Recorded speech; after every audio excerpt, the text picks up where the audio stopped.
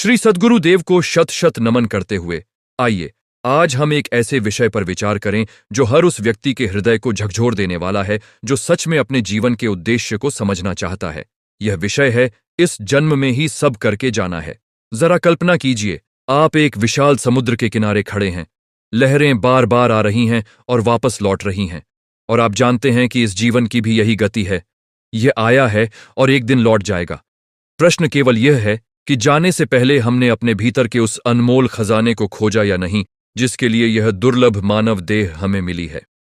सद्गुरु कहते हैं कि यह शरीर कोई साधारण वस्तु नहीं, यह 84 लाख योनियों में भटकने के बाद प्राप्त हुआ वह दुर्लभतम अवसर है जिसमें आत्मा परमात्मा से मिलन कर सकती है। और यदि यह अवसर व्यर्थ चला गया तो पुनः यह घड़ी कब आएगी यह कोई नहीं जानता। आज के समय में मनुष्य ने अपने जीवन को इस प्रकार उलझा लिया है कि वह सुबह से शाम तक धन कमाने में, नाम कमाने में, संतान के भविष्य को संवारने में, घर बनाने में इतना डूब गया है कि वह यह भूल ही गया है कि यह सब कुछ एक दिन यहीं छूट जाएगा। हमारे सद्गुरुदेव अपने सत्संगों में बार बार यह स्मरण कराते हैं कि जिस प्रकार एक यात्री किसी धर्मशाला में कुछ रात्रि विश्राम करने आता है और सुबह होते ही अपने गंतव्य की ओर प्रस्थान कर जाता है, उसी प्रकार यह संसार भी एक धर्मशाला के समान है जहां हम कुछ समय के लिए ठहरे हैं। परंतु मनुष्य की विडंबना यह है कि वह इस धर्मशाला को ही अपना स्थायी घर समझ बैठा है और इसी भ्रम में उसका पूरा जीवन बीत जाता है। संत कबीरदास जी ने इस सत्य को कितने सुंदर शब्दों में पिरोया है। पानी केरा बुदबुदा, असमानुष की जात, देखत ही छिप जाएगा ज्यों तारा प्रभात। जिस प्रकार सुबह होते ही आकाश के तारे छिप जाते हैं, उसी प्रकार यह मानव जीवन भी क्षणभंगुर है। और जो व्यक्ति इस क्षण भंगुरता को समझकर अपने वास्तविक कर्तव्य की ओर नहीं मुड़ता, वह जीवन की सबसे बड़ी भूल कर बैठता है। मुझे स्मरण आता है एक प्रसंग जो हमें बहुत कुछ सिखाता है। एक बार एक राजा अपने राज्य में भ्रमण कर रहा था, तभी उसने देखा कि एक किसान अपने खेत में अत्यंत परिश्रम से काम कर रहा है, परंतु उसका चेहरा चिंता और थकान से भरा हुआ है। राजा ने रुक कर पूछा, तुम इतनी मेहनत क्यों कर रहे हो? किसान ने उत्तर दिया, महाराज, यह फसल तैयार होगी तो अनाज बेचूंगा, धन कमाऊंगा, अपने बच्चों का विवाह करूंगा, घर बड़ा बनवाऊंगा और फिर आराम से जीवन बिताऊंगा। राजा ने मुस्कुराते हुए पूछा, और उसके बाद? किसान बोला, उसके बाद पोते पोतियों को देखूंगा, उनका पालन पोषण करूंगा। राजा ने फिर पूछा, और उसके बाद? किसान थोड़ा रुका और बोला, महाराज, उसके बाद तो शायद वृद्धावस्था आ जाएगी, तब भजन सिमरन करूंगा, ईश्वर की भक्ति करूंगा।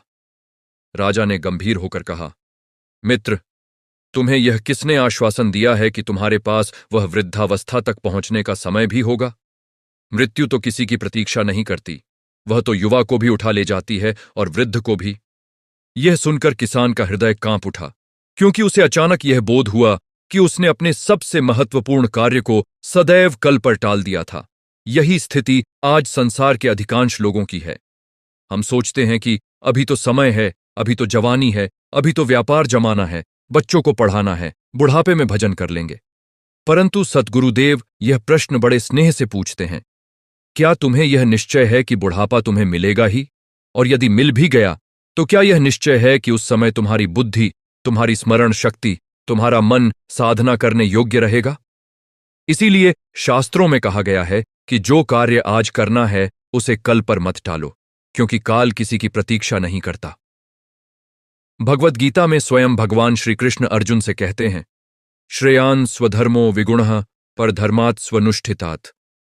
अर्थात अपना धर्म, चाहे वह गुणरहित ही क्यों न हो, दूसरे के धर्म से श्रेष्ठ है।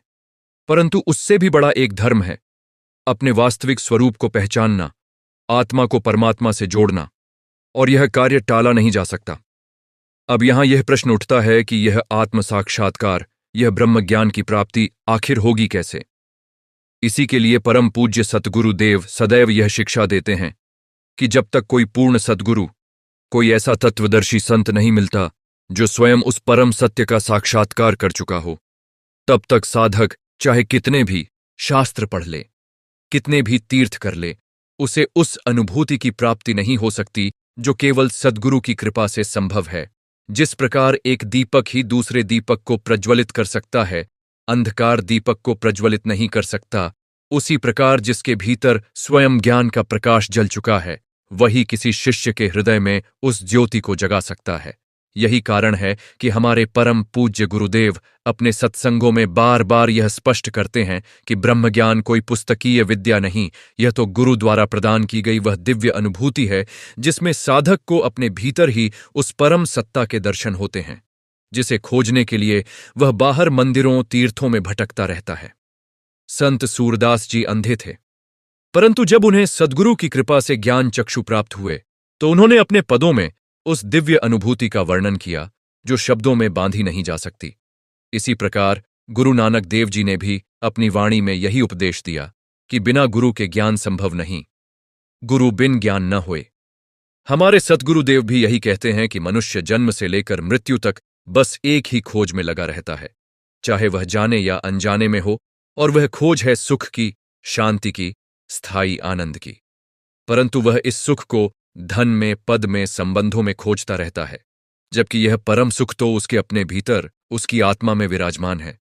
जिस दिन सद्गुरु की कृपा से उसे अपने भीतर के इस खजाने का बोध हो जाता है, उसी दिन उसकी सारी भटकन समाप्त हो जाती है।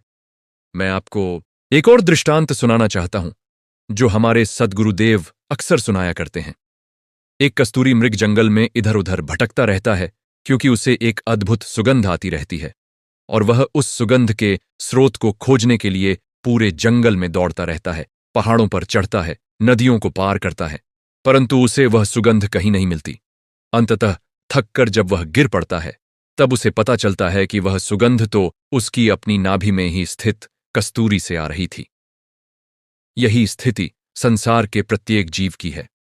वह सुख, शांति और आनंद को बाहर खोजता फिरता है, जबकि वह तो उसके अपने भीतर ही विद्यमान है। परंतु इस सत्य का साक्षात्कार करने के लिए किसी ऐसे अनुभवी मार्गदर्शक की आवश्यकता होती है जो स्वयं इस मार्ग पर चल चुका हो, जो स्वयं उस मंजिल तक पहुंच चुका हो।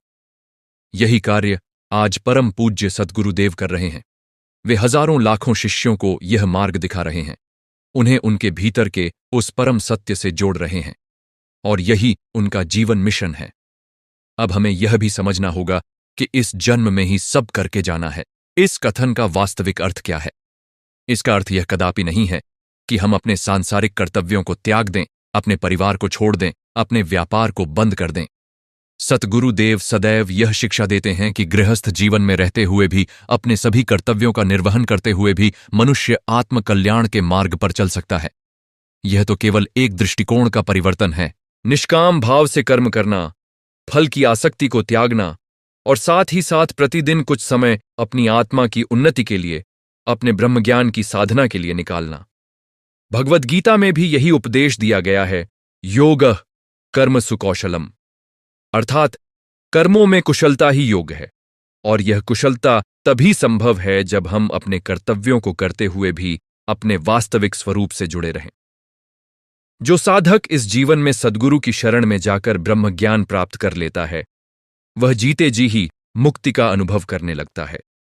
ऐसा साधक संसार में रहते हुए भी संसार से अलिप्त रहता है, जैसे कमल का फूल जल में रहकर भी जल से भीगता नहीं। परंतु जो साधक इस अनमोल अवसर को गंवा देता है, जो सोचता रहता है कि अभी समय है, कल कर लेंगे, परसों कर लेंगे, बुढ़ापे में कर लेंगे, वह अंततः खाली हाथ इस संसार से विदा हो जाता है। मृत्यु के समय उसे यह पछतावा होता है कि उसने अपना पूरा जीवन तो धन कमाने में, परिवार पालने में लगा दिया, परंतु अपनी आत्मा के कल्याण के लिए, अपने वास्तविक कर्तव्य के लिए कभी समय ही नहीं निकाला। संत तुलसीदास जी ने रामचरितमानस में इस सत्य को स्पष्ट करते हुए कहा है कि यह मानव शरीर बार बार नहीं मिलता, और साधन चतुष्टय से युक्त यह देह पाकर भी जो भवसागर से पार नहीं होता, वह मूर्ख आत्महत्या करने वाले के समान है। एक और महत्वपूर्ण बिंदु जिस पर सद्गुरुदेव विशेष बल देते हैं, वह है समय की शक्ति और उसकी निर्ममता। काल किसी को नहीं छोड़ता, न राजा को, न रंक को, न ज्ञानी को, न अज्ञानी को। बड़े बड़े सम्राट, जिनके पास अपार धन संपत्ति थी, जिनके इशारे पर सेनाएं चलती थीं, वे भी अंततः इस संसार से खाली हाथ गए। इतिहास साक्षी है कि सिकंदर जैसा महान विजेता भी जब इस संसार से विदा हुआ, तो उसने अपने सेनापतियों से कहा था कि उसकी अर्थी में उसके दोनों हाथ बाहर रखे जाएं, ताकि संसार देख सके कि इतना बड़ा विजेता भी अंत में खाली हाथ ही गया। यह दृष्टांत हमें यह स्मरण कराता है कि इस संसार की कोई भी वस्तु, चाहे वह कितनी भी मूल्यवान क्यों न हो, हमारे साथ नहीं जाएगी। साथ जाएगा तो केवल हमारा वह पुण्य कर्म, वह ब्रह्मज्ञान, वह आत्म साक्षात्कार जो हमने इस जीवन में अर्जित किया। इसीलिए सद्गुरुदेव अपने प्रत्येक सत्संग में यह पुकार लगाते हैं, हे मनुष्य, जाग, यह जीवन बार बार नहीं मिलेगा। जिस प्रकार एक व्यापारी अपने व्यापार में एक एक क्षण का सदुपयोग करता है, उसी प्रकार तुम्हें भी अपने इस जीवन के एक एक क्षण का सदुपयोग अपनी आत्मा की उन्नति के लिए करना है। प्रतिदिन कुछ समय सत्संग सुनने के लिए निकालो, कुछ समय नाम स्मरण के लिए निकालो, अपने गुरु द्वारा बताई गई साधना विधि का पालन करो और अपने भीतर के उस परम आनंद का अनुभव करो जिसे पाने के बाद फिर कुछ पाना शेष नहीं रहता। ये मत सोचो कि यह कार्य कठिन है या यह केवल सन्यासियों के लिए है। गृहस्थ जीवन में रहते हुए भी, अपने सभी दायित्वों का निर्वहन करते हुए भी यह साधना संभव है, बशर्ते हृदय में सच्ची लगन हो और सद्गुरु के प्रति अटूट श्रद्धा हो। अंत में मैं आप सभी से यही निवेदन करना चाहूंगा कि इस अनमोल मानव जीवन को व्यर्थ मत जाने दीजिए। यह अवसर बार बार नहीं मिलता। सतगुरुदेव की शरण में जाकर, उनके बताए गए मार्ग पर चलकर अपने भीतर के उस ब्रह्म ज्ञान का साक्षात्कार कीजिए जो आपको इस जीवन में ही, इसी शरीर में रहते हुए उस परम शांति, उस परम आनंद का अनुभव करा सकता है। स्मरण रखिए, यह जन्म बार बार नहीं मिलेगा। इसीलिए जो करना है इसी जन्म में करना है, इसी क्षण से करना है। और मित्रों, जब हम इस विषय पर गहराई से विचार करते हैं तो एक और सत्य हमारे सामने प्रकट होता है जिसे हमारे सद्गुरुदेव बार बार अपने सत्संगों में उजागर करते हैं। वह यह कि मनुष्य अपने जीवन में जितना भी संघर्ष करता है, जितना भी परिश्रम करता है, वह सब बाहरी उपलब्धियों के लिए होता है, परंतु भीतर की उपलब्धि के लिए वह कभी उतना प्रयास नहीं करता। सोचिए, एक विद्यार्थी अपनी परीक्षा की तैयारी के लिए रात रात भर जागकर पढ़ाई करता है। एक खिलाड़ी अपने खेल में निपुणता प्राप्त करने के लिए वर्षों तक कठोर अभ्यास करता है। एक व्यापारी अपने व्यापार को बढ़ाने के लिए दिन रात एक कर देता है।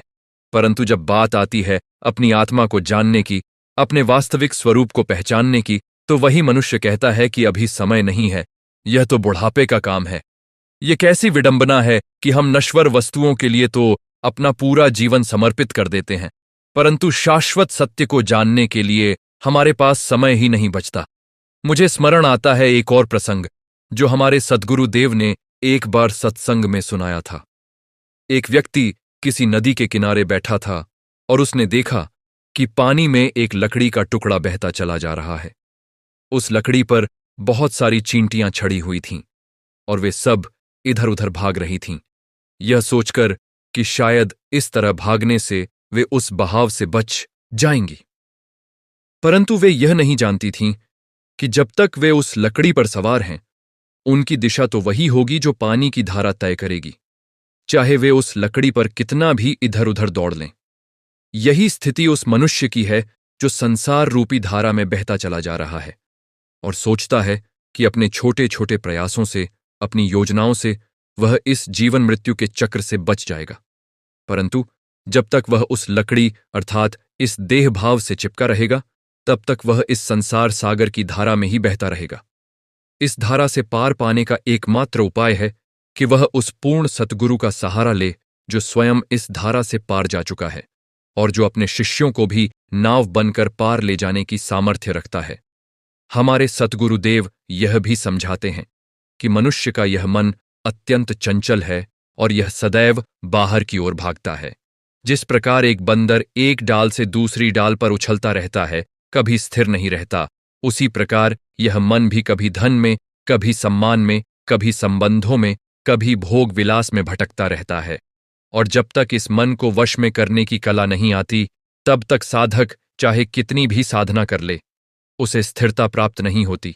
भगवद गीता में स्वयं अर्जुन ने भगवान श्री कृष्ण से यही प्रश्न किया था, छंचलम हि मनः कृष्ण प्रमाथि बलवद्रम तस्याहम निग्रहम मन्ये वायोरिव सुदुष्करम।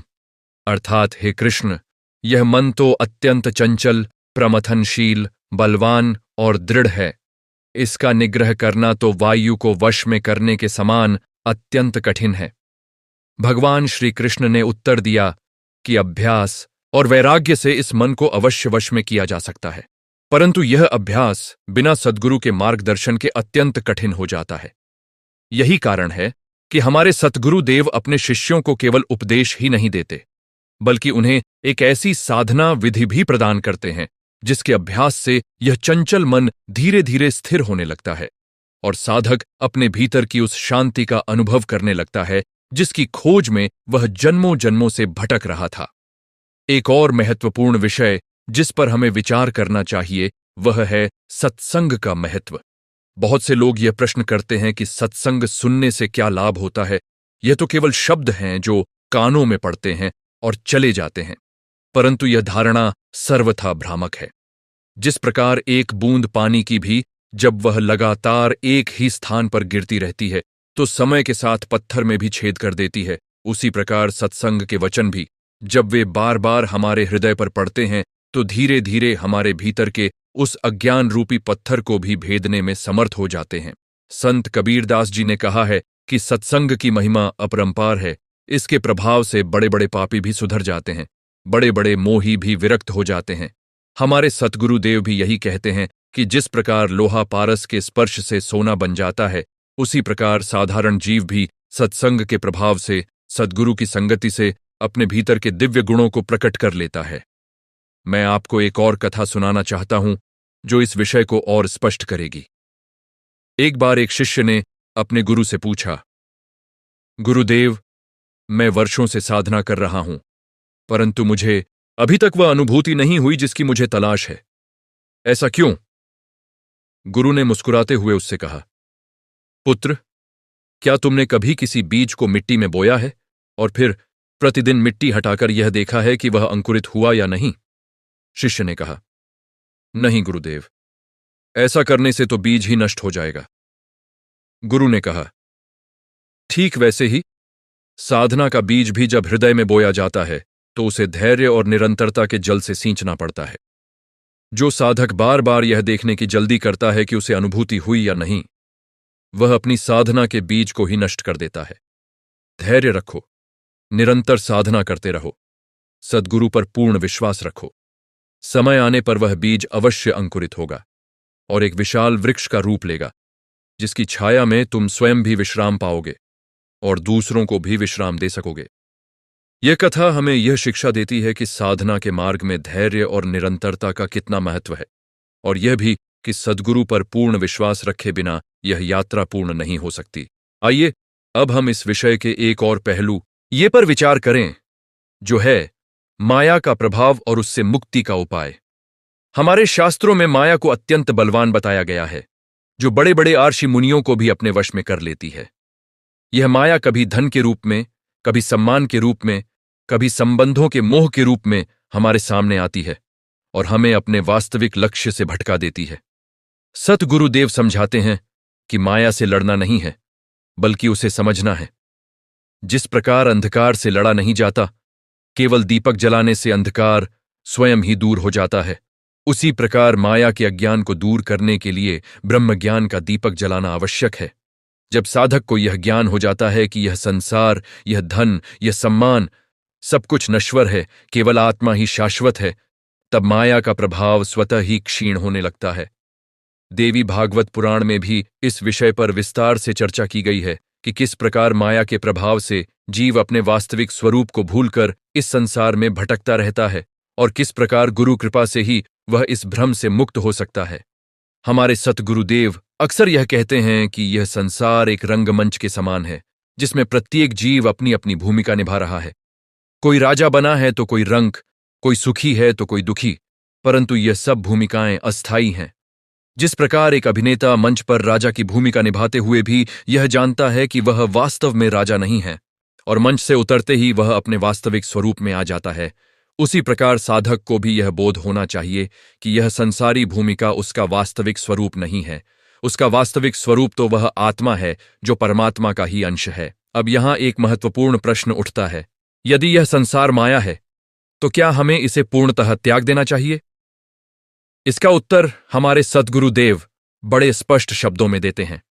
नहीं, संसार को त्यागने की आवश्यकता नहीं, आवश्यकता है संसार के प्रति आसक्ति को त्यागने की। निष्काम कर्म का यही सिद्धांत है। अपने सभी कर्तव्यों का पालन करो, परंतु फल की आसक्ति से मुक्त रहो। जो साधक इस सिद्धांत को अपने जीवन में उतार लेता है, वह संसार में रहते हुए भी संसार से ऊपर उठ जाता है। ऐसे साधक के लिए सफलता और असफलता, सुख और दुख, लाभ और हानि सब समान हो जाते हैं, क्योंकि वह जानता है कि ये सब तो इस जीवन नाटक के अस्थायी दृश्य मात्र हैं। उसका वास्तविक स्वरूप तो इन सब से परे है। और इसी संदर्भ में मैं आपको बताना चाहता हूं कि हमारे सद्गुरुदेव के जीवन का एक एक क्षण इसी सत्य के प्रचार प्रसार में समर्पित है।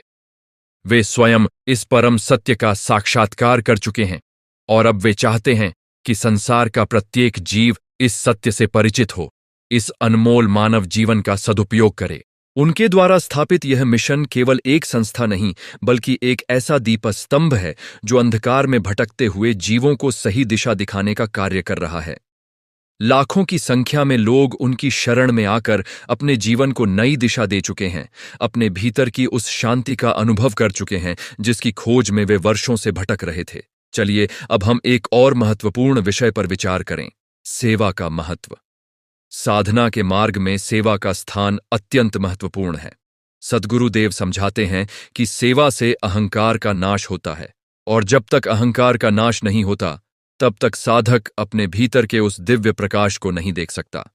जिस प्रकार एक शीशे पर जमी हुई धूल उसमें प्रतिबिंब बनने से रोकती है, उसी प्रकार अहंकार की धूल भी हमारे भीतर परमात्मा के प्रतिबिंब को प्रकट होने से रोकती है। सेवा वह साधन है जिससे यह धूल धीरे धीरे साफ होती जाती है और साधक का हृदय निर्मल होता जाता है। मैं आपको सेवा से जुड़ी एक और घटना सुनाना चाहता हूं जो हमारे सद्गुरुदेव के आश्रम में घटित हुई थी। एक बार एक नवागंतुक शिष्य आश्रम में सेवा करने आया और उसने देखा कि वहां बड़े बड़े शिक्षित लोग, बड़े बड़े व्यापारी, अधिकारी, यहां तक कि उच्च पदों पर बैठे व्यक्ति भी अत्यंत विनम्रता से झाड़ू लगा रहे हैं, बर्तन मांज रहे हैं, भोजन बनाने में सहयोग कर रहे हैं। उस नवागंतुक को यह देखकर आश्चर्य हुआ और उसने एक वरिष्ठ शिष्य से पूछा कि इतने बड़े बड़े पदों पर आसीन लोग यह छोटा मोटा काम क्यों कर रहे हैं। वरिष्ठ शिष्य ने उत्तर दिया, यहां कोई कार्य छोटा या बड़ा नहीं होता। यहां तो प्रत्येक कार्य सतगुरु के चरणों में समर्पित एक पुष्प के समान है। जब हम अहंकार को त्याग कर सेवा करते हैं तब हमारा अहंकार गलता है, और जैसे जैसे अहंकार गलता है वैसे वैसे हमारे भीतर की वह दिव्यता प्रकट होने लगती है जो अहंकार के आवरण में ढकी हुई थी। यह सुनकर उस नवागंतुक शिष्य का हृदय परिवर्तित हो गया और उसने भी उसी विनम्रता के साथ सेवा में स्वयं को समर्पित कर दिया। अब आइए हम नाम स्मरण के महत्व पर विचार करें, जिसे सद्गुरु देव साधना के सबसे सरल परंतु सबसे शक्तिशाली साधनों में से एक बताते हैं। नाम स्मरण का अर्थ है परमात्मा के नाम का निरंतर स्मरण करना, चाहे वह कोई भी कार्य कर रहा हो। यह ऐसा साधन है जिसे कोई भी व्यक्ति, चाहे वह कितना भी व्यस्त क्यों न हो, अपने दैनिक जीवन में सहजता से अपना सकता है। संत तुलसीदास जी ने रामचरितमानस में नाम की महिमा का वर्णन करते हुए कहा है कि नाम में इतनी शक्ति है कि वह बड़े से बड़े पापों को भी भस्म कर सकता है, बड़े से बड़े संकटों को भी दूर कर सकता है। हमारे सद्गुरुदेव भी अपने शिष्यों को यही शिक्षा देते हैं कि जिस प्रकार एक बच्चा अपनी मां का नाम लेते ही सुरक्षित अनुभव करता है, उसी प्रकार साधक भी जब सच्चे हृदय से परमात्मा के नाम का स्मरण करता है तो उसे एक अद्भुत सुरक्षा और शांति का अनुभव होता है। परंतु यहां यह समझना अत्यंत आवश्यक है कि नाम स्मरण केवल ऊपरी तौर पर मुंह से शब्द दोहराने का नाम नहीं है। सच्चा नाम स्मरण वह है जब हृदय पूर्ण श्रद्धा और भाव से परमात्मा से जुड़ा हो। मीराबाई जी का जीवन इसका सबसे सुंदर उदाहरण है। उन्होंने अपने आराध्य के प्रति ऐसा अटूट प्रेम और समर्पण दिखाया कि संसार की कोई भी बाधा, कोई भी कठिनाई उन्हें अपने मार्ग से विचलित नहीं कर सकी। विष का प्याला भी उनके लिए अमृत बन गया, क्योंकि उनका हृदय पूर्ण रूप से अपने आराध्य के प्रति समर्पित था। यही समर्पण भाव जब साधक अपने सद्गुरु के प्रति विकसित कर लेता है, तब उसकी साधना स्वतः ही सफल होने लगती है। अब मैं आपको सद्गुरु के प्रति समर्पण से जुड़ी एक अत्यंत मार्मिक कथा सुनाना चाहता हूं। प्राचीन काल में एक गुरु के 2 शिष्य थे। एक दिन गुरु ने दोनों शिष्यों की परीक्षा लेने का निश्चय किया। उन्होंने प्रत्येक शिष्य को एक एक मुर्गी दी और कहा, इस मुर्गी को ऐसे स्थान पर जाकर काटो जहां कोई तुम्हें देख न सके। पहला शिष्य एक सुनसान जंगल में गया। चारों ओर देखा, कोई मनुष्य दिखाई नहीं दिया और उसने मुर्गी काट दी। दूसरा शिष्य भी एक निर्जन स्थान की खोज में निकला, परंतु जहां भी वह जाता उसे लगता कि कोई उसे देख रहा है। अंततः वह गुरु के पास वापस आया और बोला, गुरुदेव, मुझे ऐसा कोई स्थान नहीं मिला जहां मुझे यह न लगे कि कोई देख रहा है, क्योंकि मेरी अपनी आत्मा तो हर स्थान पर मेरे साथ है और परमात्मा की दृष्टि से भी कोई स्थान छिपा नहीं है। गुरु ने प्रसन्न होकर उसे गले लगा लिया, क्योंकि उसने वह परम सत्य समझ लिया था कि परमात्मा की सत्ता सर्वव्यापी है और सच्चा साधक वही है जो एकांत में भी वैसा ही आचरण करे जैसा वह सबके सामने करता है। यह कथा हमें यह शिक्षा देती है कि हमारा आचरण, हमारे विचार, हमारे कर्म सदैव शुद्ध होने चाहिए, चाहे कोई देख रहा हो या न देख रहा हो, क्योंकि हमारे भीतर बैठी वह चेतना सदैव साक्षी है। अब मैं आपको समाधि और समाधिकाल के विषय पर भी कुछ बताना चाहता हूं, जो हमारे सद्गुरुदेव की शिक्षाओं का एक अत्यंत गहन और रहस्यमय पक्ष है। समाधि केवल एक शारीरिक अवस्था नहीं है, यह तो वह परम अवस्था है जिसमें साधक की चेतना अपने शरीर की सीमाओं से परे जाकर परमात्मा से एकाकार हो जाती है। योग शास्त्रों में इसे अष्टांग योग की अंतिम अवस्था बताया गया है, जहां साधक का मन पूर्णतः स्थिर होकर परमात्मा में लीन हो जाता है। हमारे सद्गुरुदेव स्वयं इस परम अवस्था के ज्ञाता हैं और वे अपने शिष्यों को भी इस मार्ग पर चलने के लिए प्रेरित करते हैं। यह मार्ग सरल नहीं है, इसके लिए दीर्घकालीन साधना, पूर्ण समर्पण और अटूट धैर्य की आवश्यकता होती है, परंतु जो साधक इस मार्ग पर दृढ़ता से चलता है उसे निश्चित रूप से उस परम अनुभूति की प्राप्ति होती है।